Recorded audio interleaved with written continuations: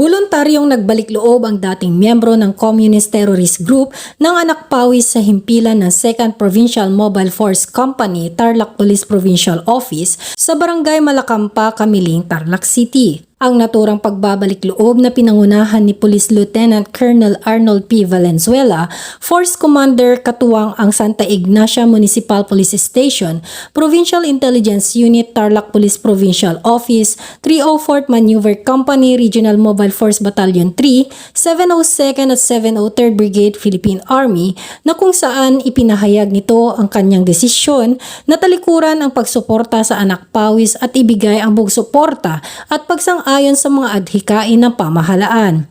Kinilala ni Police Lieutenant Colonel Valenzuela ang dating rebelde na si Ka Eddie, 66 anyos at may asawa na nagbalik loob at sumuko sa mga otoridad. Kasama ng kanyang pagsuko, dala nito ang isang caliber 40mm na high explosive. Kaugnay ito sa Enhanced Comprehensive Local Integration Program na programa ng gobyerno na kung saan nakatanggap ito ng grocery packs handog ng mga pulisya ng Tarlac. Kaya naman hinihikayat ng ating mga otoridad ang mga natitirang kasapi at suportado ng CPP, NPA, NDF na magbalik loob sa ating pamahalaan at makiisa sa isang layunin na labanan ang insurhensya at terorismo para sa bagong Pilipinas. Mula dito sa Tarlac Police Provincial Office, ako ang iyong PNN correspondent, Patrolwoman Maureen Quiaqui, alagad na batas, taga-taguyod na balitang pulis.